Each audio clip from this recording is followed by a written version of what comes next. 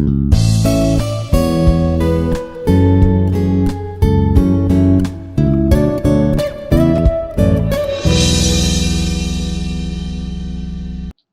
everyone, this is Ratan Babu, working as an assistant professor in the Department of Aeronautical Engineering, and I'm dealing with the course Computational Aerodynamics. Today's topic, we will see the outcome-based education. Right? So basically, what is outcome-based education, and then what are the uses, and what are the demerits, and basically this process, how it is useful for the engineering field, or let's say in any education field. So basically this outcome education based process, so how it is helpful in the real world scenario, we will see in detail.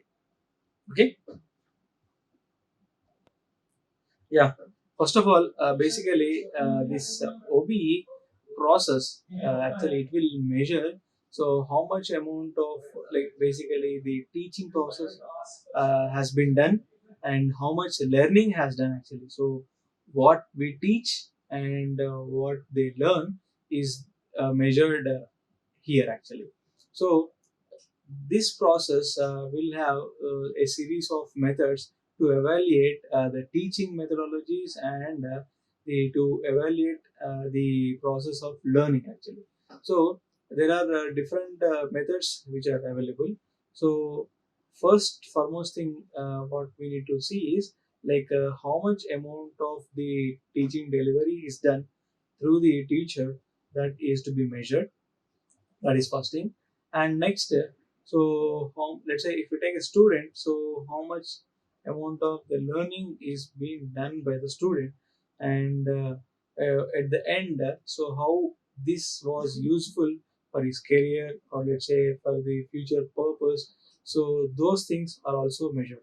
And at the end, so the feedback will be coming from the student.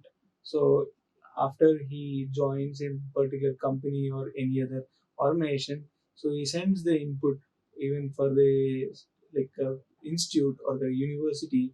So with his like outcome, like how he is surviving in his the career, and what are the inputs for the modification in the process. So basically this is entirely a dynamic variation.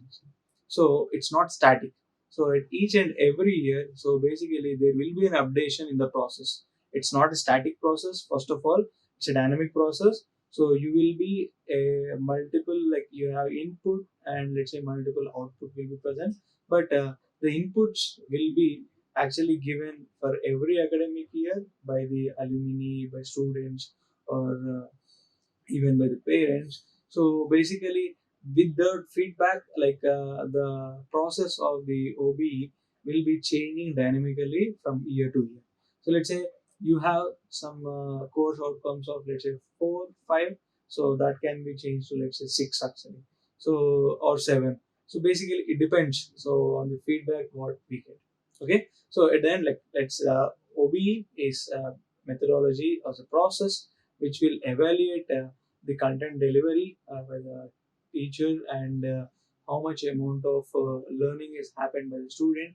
This measurable procedure or the technique is basically is OBE, okay, which is outcome based education. Now, so where it is implemented actually. So first of all, the implementation was done in IITs, IAC, so basically Indian Institute of Space and Technology. So we have different institutes. Let's say we have IIT, Delhi, Kanpur, Kharagpur, and Mumbai, Madras, and let's say, yeah, Guwahati, Hyderabad, Tirupati. So so many IITs are there. So old IITs, so basically they have very full-fledged establishment of this one. But in the new IITs, like they are getting trained, and they are like they are adopting this procedure. So IISc, Indian Institute of Science. So basically this has also implemented. So NITs, so basically National Institute of Technologies, they have also implemented. IITs they have implemented, and other engineering colleges which are affiliated uh, so under any university, let's say you have JNTU and you have Usmania University, you have other Andhra University, okay, you have SVU University. So you have different universities. Let's say they are talking about in the domain of Andhra and Telangana, but so throughout the India, so you have reputed universities where all these reputed universities are following this OBE procedure since from 2015 to 16 actually. So why? Because so this OBE techniques are basically very helpful for any particular organization to measure the amount of delivery that is coming from a teacher, and to evaluate like the methodology of like a student, how much he has learned, and what he has gained. Those things actually is measured. Fine. So basically, the implementation during 2016 and 17 was done for the first year courses only. So basically, they have introduced in 2015 and 16. Now, during the year 2016 and 17, so they have implemented it for only the first year actually. Fine. So next, the lead institutes will guide the autonomous institutes and deemed universities. So basically, the lead institutes, let's say we say is IITs or ISC, NITs, Triple IT, or let's say you have JNTU, or let's say you have OU or SVU. So these are the lead institutes or universities. So basically, these actually will be guiding the autonomous institutes and other deemed universities. Let's say you have IST. So IST is one of the deemed university, and you have Geetham. So that is one of our deemed university. And next you have other let's say Kalinga University is there. Next you have Shastra University. So Manipal University. So basically these uh, deemed universities. So they are actually getting adopted this OBE process. Fine. So university engineering colleges will guide, train, and counsel the affiliated colleges. Now, so this one you see. So university engineering colleges. So when it is coming to university engineering colleges, so these guidance will be uh, brought by the affiliated engineering universities. Okay, so let's say we are of IARE, so we are getting trained by the JNT at university. So that is one more example. Fine. So after 4 years, the autonomous and deemed universities are free to conduct their own OBE program, and lead institutes will review them. Okay, so basically, let's say we have like IAST, so University of Space and Technology. So let's say they have introduced this OB technique in the year of 2021. Okay, so for the 4 years, actually they'll be getting support, guidance, and moral support from the uh, parent universities or the leading institutes. Okay, and once they complete this 4 year program of the B bachelor's, so let's say they have started in the academic year 2021.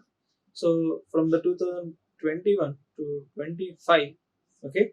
So let's say the span of 4 years, they will be continuously supported, or they will be continuously guided by the eminent institute. So they'll be continuously supported, and they'll be continuously guided by the eminent institutes. And then after 4 years, they are very free to conduct their own OBE programs.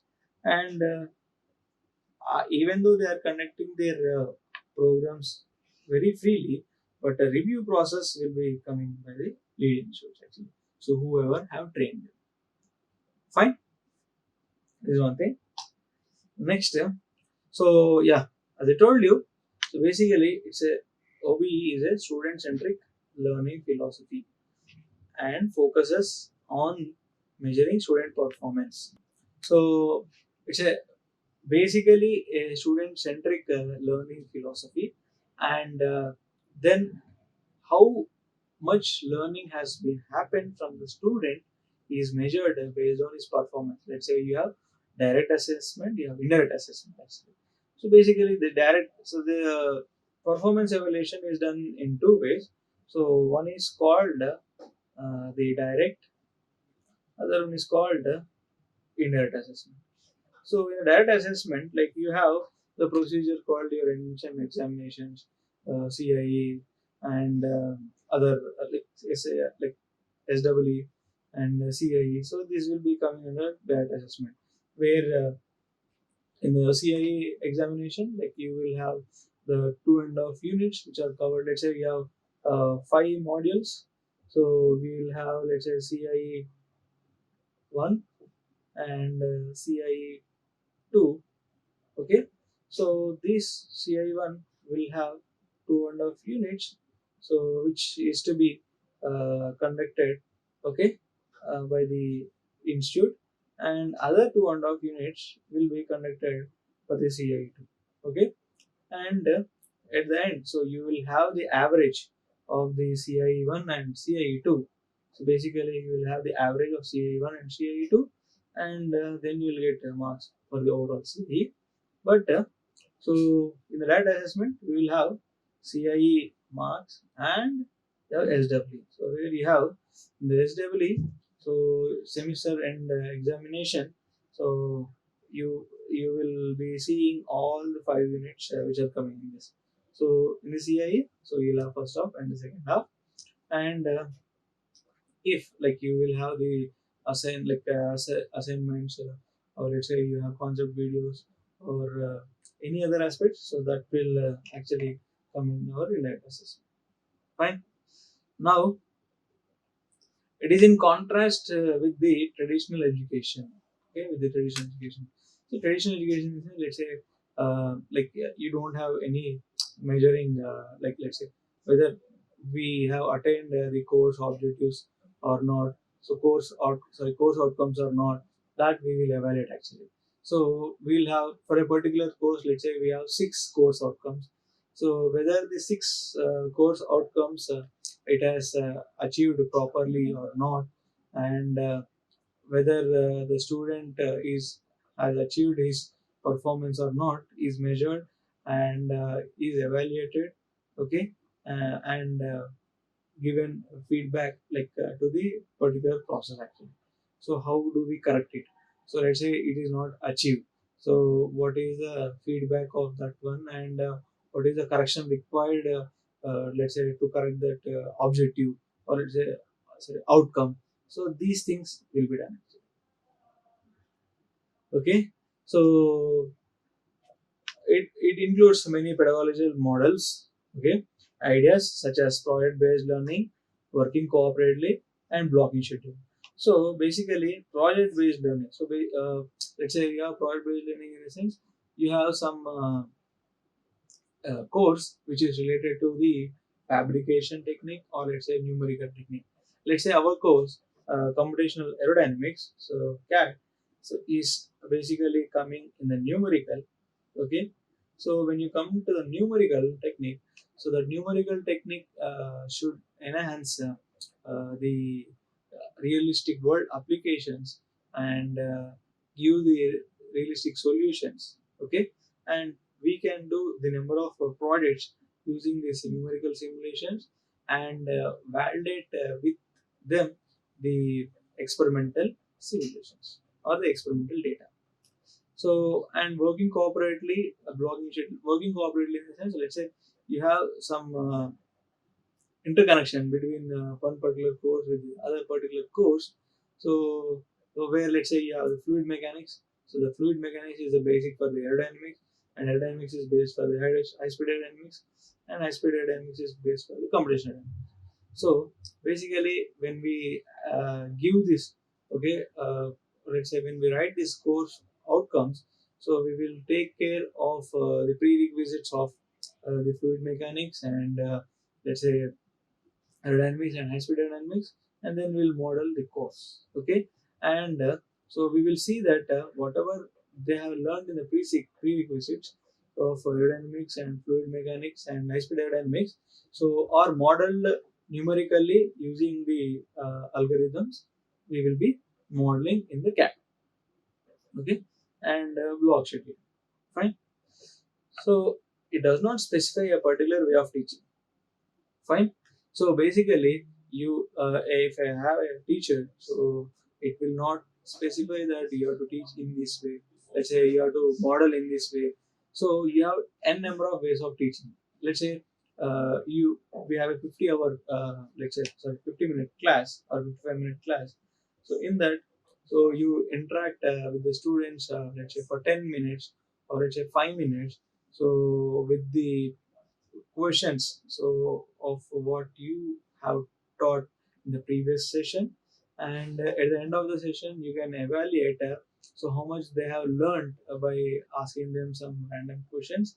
And we can also ask the student, so basically what is the at the end, if you had learned the topic, so what is his future aspect, like let's say how do like how he has learned, and in what way he has seen that topic, and how do we project the topic in his future aspect. So that thing we can ask actually.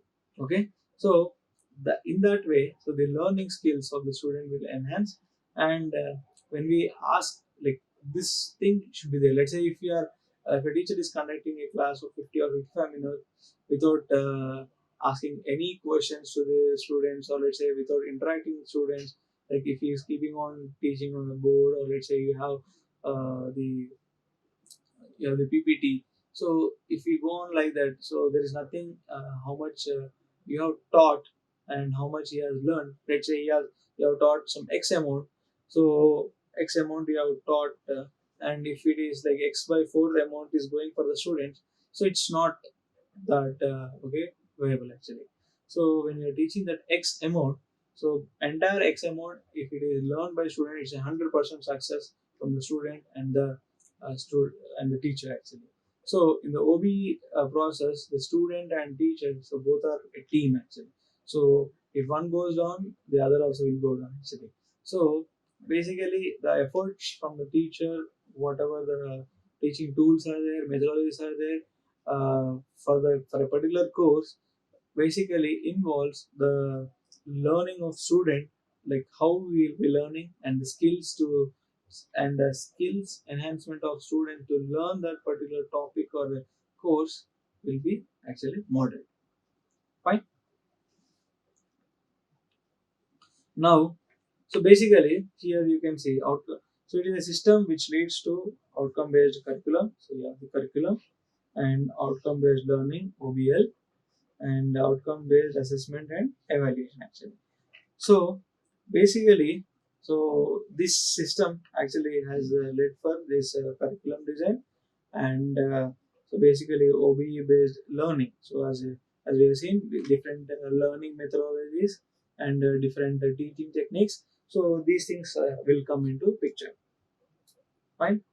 Now, so when we see the outcome based assessment and evaluation, fine.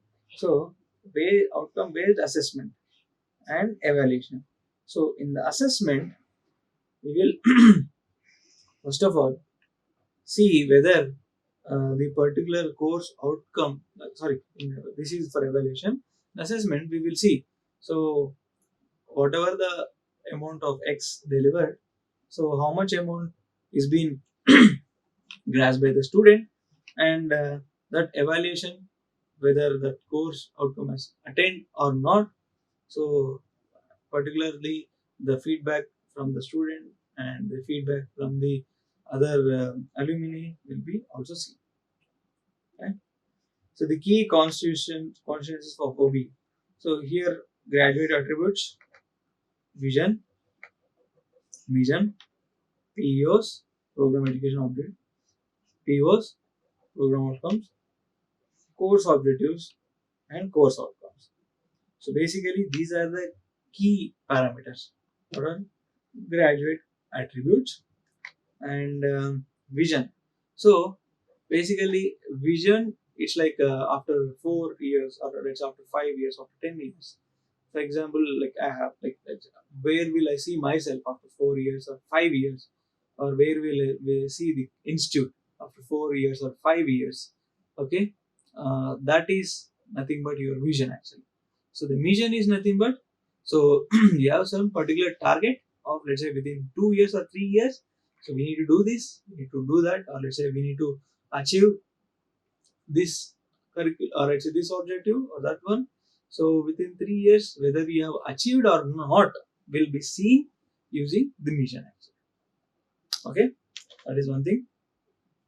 So next, program education objectives we have POs, course objectives, course outcomes. Okay, so stakeholders of OB.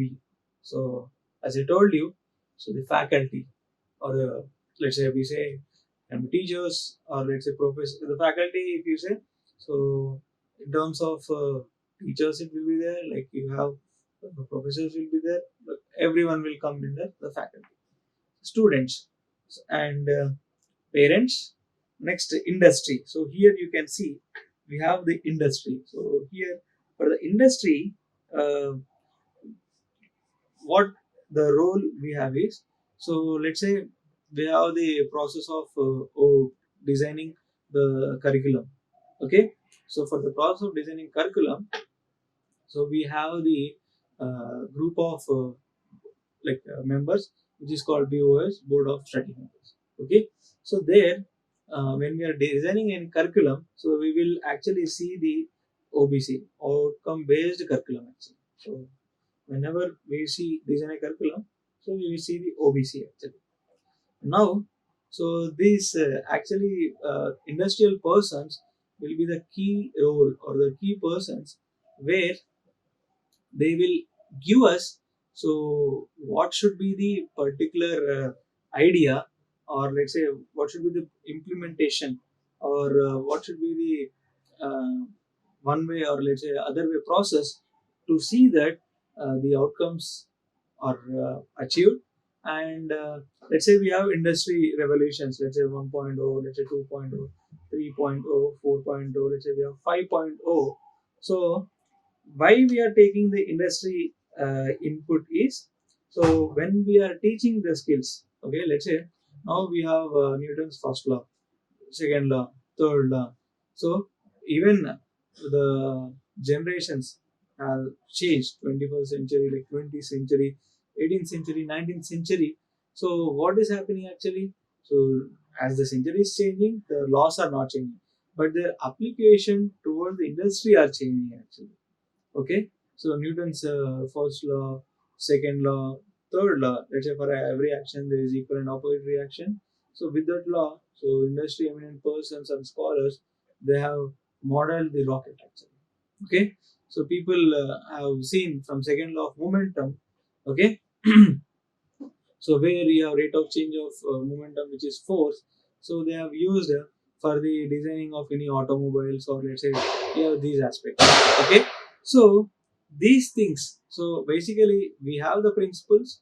Okay, so and we have particular algorithms or equations.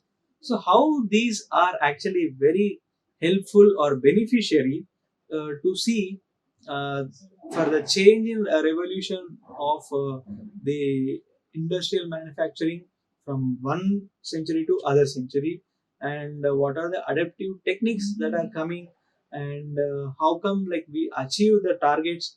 Okay, these things are measured clearly. Fine. Now I think you understood like how the industry person is playing a key role. So let's say we have a revolution of 3.0. So for industry revolution of 3.0, what happens actually? Whatever the course curriculum is there, aeronautical, or let's say we have the syllabus of CAD. So that is designed such a way that the industrial needs are met. Okay, so the industrial needs are met. Now let's say we have the industrial revolution 4.0.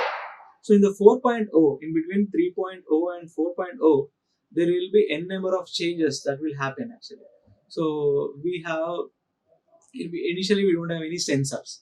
Okay, so we need to switch on the light or switch on the fan or any kind of thing using like a plug, or let's say you have the button system, or let's say you have the switch system. So yeah, but Now what happens? We have the sensors. So when you walk through particular dark room, so your fan get like activated, or let's say you have your bulb get activated or a tube get activated, and it will automatically get switch on actually. Okay, this sensor system has come, but previously in the previous industrial era you don't have that. And so when we have that system now, so to develop that system, so how this engineering institutes, so the engineering institutes are modeling that curriculum. So when the industrial people have gone from the manual to the sensor, let's say from 3.0 to 4.0, so let's say in 3.0 we have the manual system. Now in the 4.0 we have sensor system. So in the sensor system, so there will be separate like a learning process. So whatever we have the manual methodology or a manual system, that cannot be applied fully for the sensor system. So the learning process for the sensor system will be different of the manual system. So therefore, this feedback or this changes in the curriculum, or let's say the syllabus of particular course, has to be done by the experts of the industry with certain feedbacks. So whatever the revolution changes have happened and how it has come, that will be seen through the industry. Now, basically for the alumni, so for the alumni, what is happening? So now whatever, so let's say a student has graduated in the year of let's 2018. Okay, so with particular skills of let's say you have CAD, computational aerodynamic skills, and let's say FEA skills and other technical skills. So with these skills, so how much time he has taken? Let's say if he has done through the campus placement, that's fine. Okay, and how he has used his skills. Okay, in his industrial applications, that is very very important. And at the end, like how he has actually able to work in that industry or let's say particular research group, whatever he has learned in the institute, and what changes have come, what actually methodologies have come. And let's say we are teaching a process, or let's say we are teaching any CFD methodology, like using one particular process. And if in the industry if they're doing other process, that feedback will come from the alumni to the college. Okay, let's say the computational fluid dynamics. Now we have the machine learning techniques. So this is the current revolution. Previously, there are no machine learning techniques of the CFD like in the initial stages that been used by industries. Now in the current needs, like people are using the machine learning techniques, and they are trying to minimize the cost of the computational tools such as the RAM and their servers, and so much amount of time. So they want to save these aspects. So for that reason, people have actually using machine learning techniques. So these machine learning techniques is enabling the CFD computer optimization, and this has to be brought to the curriculum. So from where we get the feedback from alumni and industry to the college, such that you get like you will design the curriculum such a way that the industry needs are met, or the research group needs are met, or the current world scenario needs are met. Okay, that's why. So it's not static, so it's every time it's an updation process. Okay, so the management, so management, like what do we get? So let's say we have the facilities, so people visit different universities around the globe. So what others are doing, like how the tools are developed, so how the learning process is happening. So how, let's say we have chalk interaction. So people are reducing the chalk interaction to the we have the board system digitally writing slates.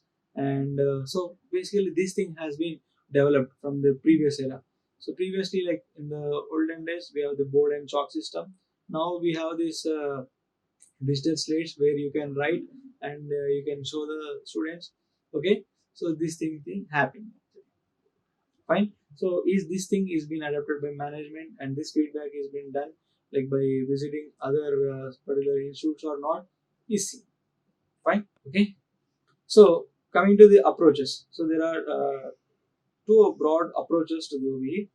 So one focus on the mastery of traditional subject related to academic outcomes, and the second is gross discipline outcomes, which are directly related to the students' future roles.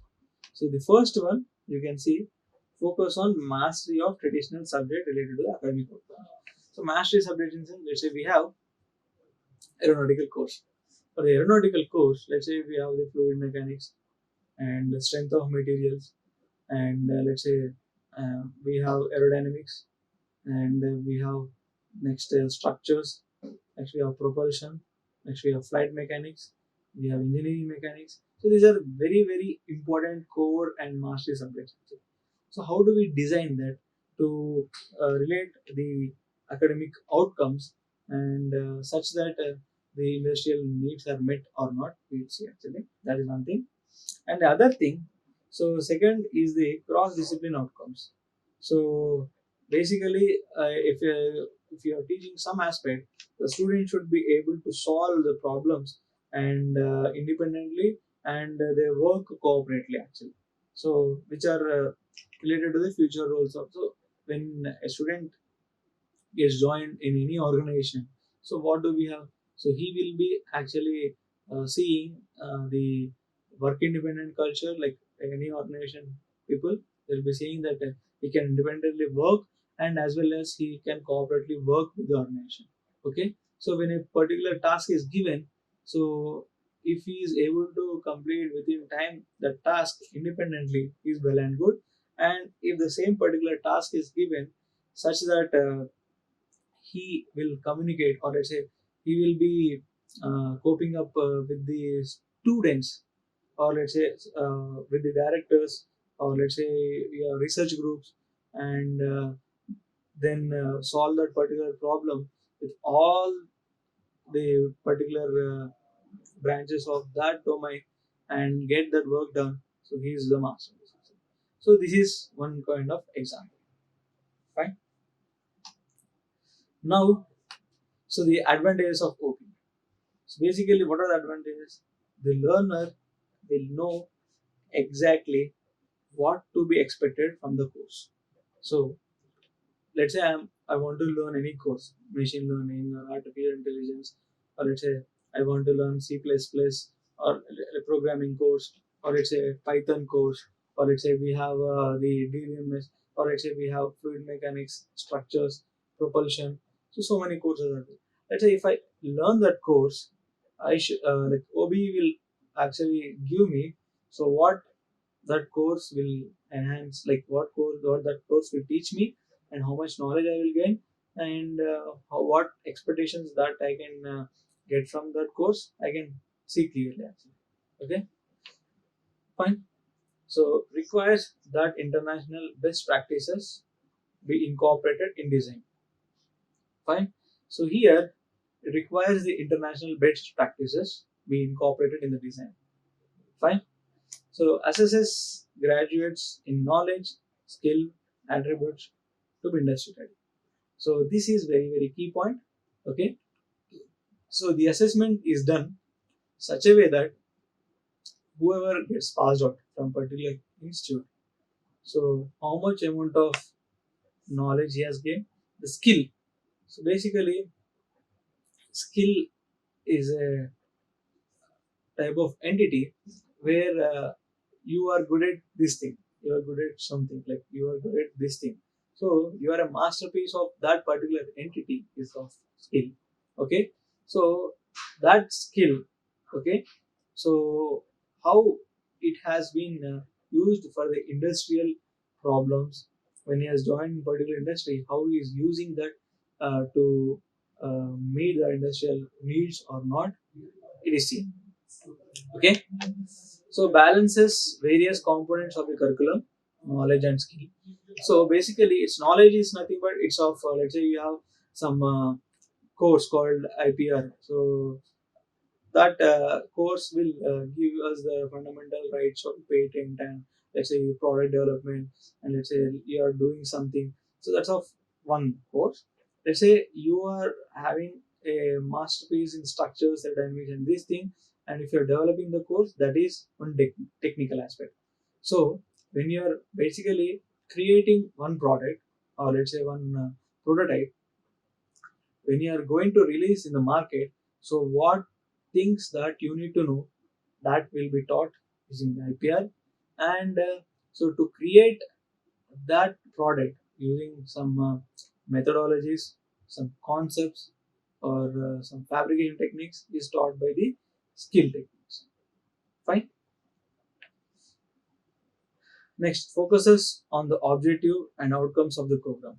So basically, what is the objective of the program, that is seen clearly, and the outcome of the program is seen very clearly. Fine. So next, encourages continuous improvement in the curriculum. Yeah. So the advantages of OBUC. So as I told you, we have revolutions. Let's say 2.0, 3.0, 4.0, 5.0. So basically, let's say you have these revolutions, industrial revolution. So from 2.0 to 3.0, what changes has done? So you have every time input. Fine.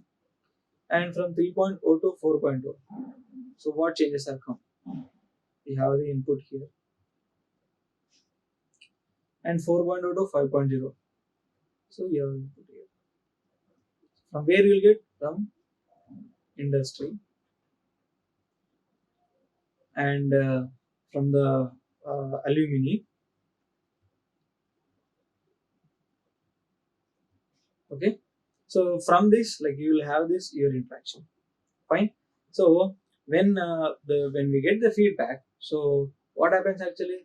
In the 2.0 to 3.0 revolution, the curriculum will be one way, and 3.0 to 4.0, the curriculum will be other way. Other way in the sense, what adaptations has been made, what changes has been made in between 2.0 and 3.0, that is seen very very clearly. And then we will actually see how the learning methodology has happened, and how the product development has happened, and how the outcome has happened. For, let's say we have the 2.0 to 3.0, so how the changes have come, that we will see, that will measure, and we will note that one. And how the 3.0 4.0 is changing, that we will see. So everything we will see and improve it. Fine. Now, even though we have advantages, so we'll have the disadvantages of OBE. So, first of all, it's a new system to adapt.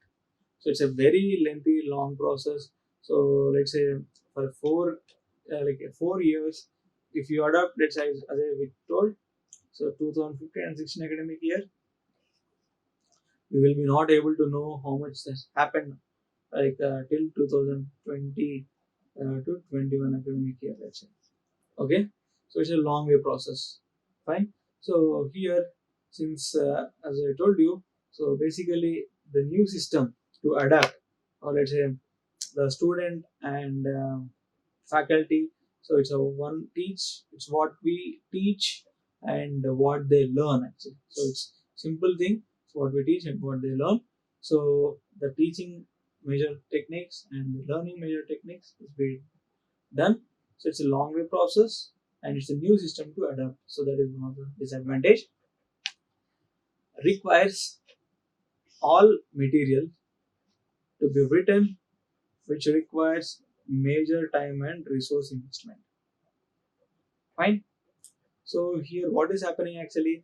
So it requires your major material, and so much amount of time. So why so much amount of time here requires? Tell me. So here you have the syllabus of CAT. Okay, so you have first unit of introduction, second unit as PD, aspects of PD, third unit as, let's say you have finite difference method, FDM. So these are examples. Now, so this content is there. Okay, So in the revolution, as I told you, the industrial revolution between, let's say, 3.0 to 4.0, when it has changed, how this is impacting this module, this module, and this module, such that the course outcomes and objectives of these things are met for the industrial needs. That process has to be evaluated, and during this evaluation, it requires more amount of time.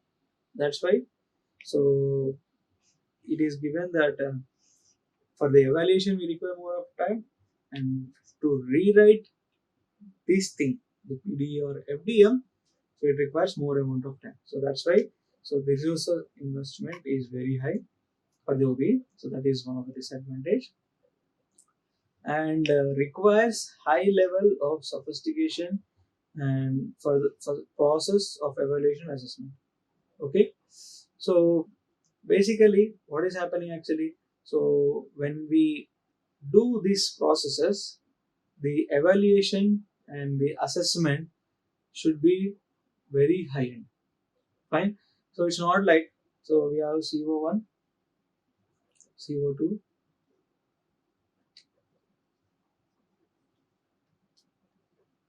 CO1, CO2, CO3.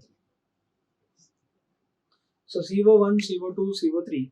So basically, what is happening? These COs, course outcomes, after the end examination. So every student is very very important, and how they have actually written their examinations, and let's say alumni interaction. So with that, all the assessment and evaluation, we will actually try to modify the CO1. So modifying the CO1 is a big task. So to modify that, the high level assessment has to be done. If you do some medium level, then if you change it, it is of no use. Okay. Disagreement and ambiguity about the assessment and assessment tools. Fine. So this is one of the disadvantage. Okay. Yeah. So basically, the vision. So as I told you, it gives big picture idea of what you want to achieve over a long period of time. So let's say, as I told you, after 5 years, after 10 years, after 20 years, so where what you want to achieve actually, so where I want to see, so that thing is your vision. And mission, so basically, as I told you, so it's a process. So how you will achieve, so what are the uh, tools required. So let's say I have 10 years, 20 years, I want to be there, I want to be here, I want to be in that position. But to achieve that position, so how do you achieve? What are the tools that you require? What are the learning strategies we require? So what are the adaptations we need to make from the industry? So how alumni, like what are the interactions from the alumni can be done such that the process is changing. Okay, so these things are very very important. Fine. Next, the goal. So basically, it is a mile you need to meet your vision actually. Fine. So objective. So specific time sensitive statements for achieving your goals over a period of time. So the objectives is it's a specific time sensitive statements. So basically the statement, so where it will give over a period of time. So what you are achieving actually. So outcomes. So focus on what you expect from the students. So basically, when you give the outcomes, so what at the end students will try to learn, and what student want to do in this course, and basically at the end of the program, so what happens. So these things are very very important actually. Fine. So program outcome. So basically, program outcome, it is a statement outlining those knowledge, skill, attitude, values, and behavior that are expected from the student by the time they graduate.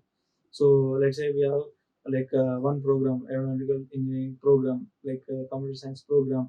This program, so basically, what kind of knowledge they gain, what kind of skill they get, and attitude. Let's say if a student is there, if he's getting passed out, how much knowledge he has gained from the overall courses, subjects, and what computational skills he has learned, and the attitude of learning and implementing them, and the values. So where to use exactly and how to use, whether it is a constructive manner, whether it is for welfare of society or whether it is for destructive of society. So these things as measured actually. Okay, so that is for POs. So program educational objectives. So it describes what graduates are expected to attain within let's say few years after graduation. Fine.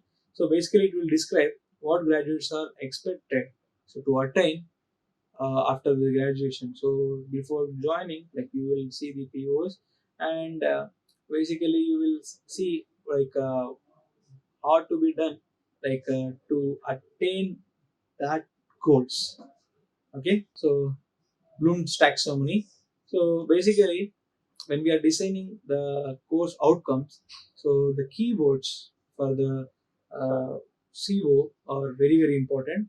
So for that, so we have Bloom taxonomy. So Benjamin Bloom, so who has designed 1956 and published the classification of the learning outcomes and objectives based on this Bloom taxonomy, and the framework was revised in 2001 by Lauren Anderson and David Rothwell, yielding to the revised Bloom taxonomy. Fine. So the most significant change to the cognitive domain was basically removal of synthesis and addition of creation, and it has the highest Bloom taxonomy. So here you can see this is our Bloom taxonomy. So where you have the evaluation, synthesis, analysis, application, comprehension, knowledge. So this is of our older version. Okay. So when the new version, so when the changes have come, so this evaluation has come as evaluating, and the synthesis has come as the creation.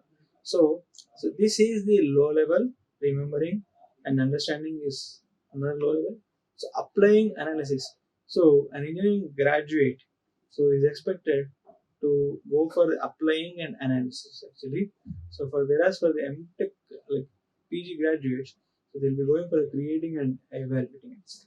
Okay, so this is a okay approach where so people learn okay the method, like let's say the course from particular kind of tool. So here we have the graduate attributes. So engineering knowledge. Okay, so where you have the engineering knowledge, problem analysis, design development of solutions, conduct investigations of complex problems. So basically, these are very very important. The engineering knowledge is very important. The problem analysis is very important. So how much knowledge you gain, and how do you analyze the problem? How do you design and develop the solutions? How do we conduct the investigations on the complex problem? So modern tool usage. So as I told you, so when we change from Revolution 2.0 to 2.3.0, 4.0, so how tools are developed, whether you are using that particular kind of tools.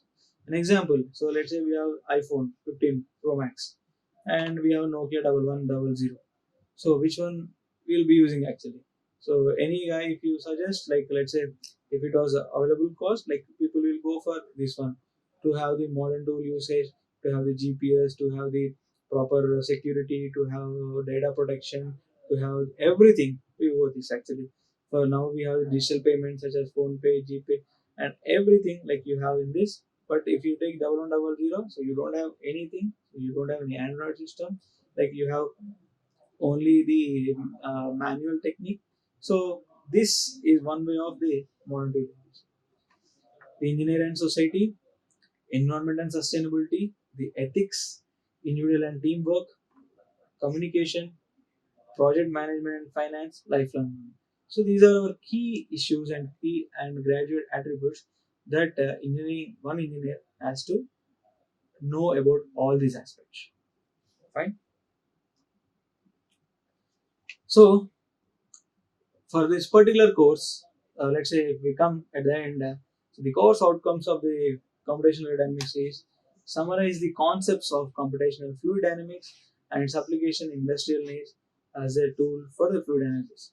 So based on the OBE process and based on the alumni input and based on the industrial inputs, based on the student inputs, let's say we have other research scholar inputs.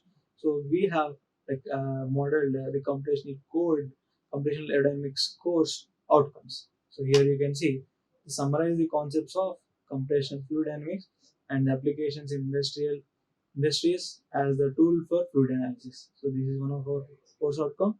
So this is coming under Bloom taxonomy. So which is for understand actually. So first we'll go for understand. So everything. So the other thing choose. This will come under apply. Okay, select will be coming under apply. So choose the type of flow from finite control volume and infinitesimal small fluid element for the fluid flow analysis. Okay, so this is one we have. Next, select. This is an application process. The quasi-linear partial differential equation for estimating the behavior of CFD. So this is one we have. Apply process. Identify. So this is also an apply process.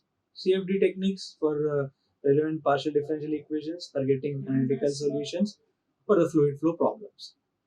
Next, make use of finite difference approach for numerical formulations based on fluid mechanics, heat transfer concepts for getting solutions of fluid flow problems. So whatever the course outcomes that we have designed, so with the help of prerequisites such as fluid mechanics and aerodynamics and high speed aerodynamics, we have taken actually. Fine. And next, so we have the make use of finite difference method. So we need to actually use this thing for heat transfer and fluid flow problems. Utilize the grid generation and the transformation techniques for the implementation of finite difference and finite volume approach for realistic applications. Okay, so every you can see from course outcomes 1 and 2, 3, 4, 5, 6 till the end, we have designed such a way that so the Bloom taxonomy level is met. So starting from the understand and apply and such that the industrial needs are met or not, the modern tool usage is done or not, so particular PO whatever we have is mapped or not, so the lifelong learning process is being done or not, the engineering knowledge is being gained or not. So these things are seen properly and mapped with the particular course. Okay, so with this, so we conclude, like I conclude the particular course, computational aerodynamics. So we have seen such a way that the course outcomes are properly met and the assessments from the direct and indirect have been properly met, and we take the feedback from the alumni industry and other research scholars. Thank you. Like, share, and subscribe. Hit the bell icon for more updates.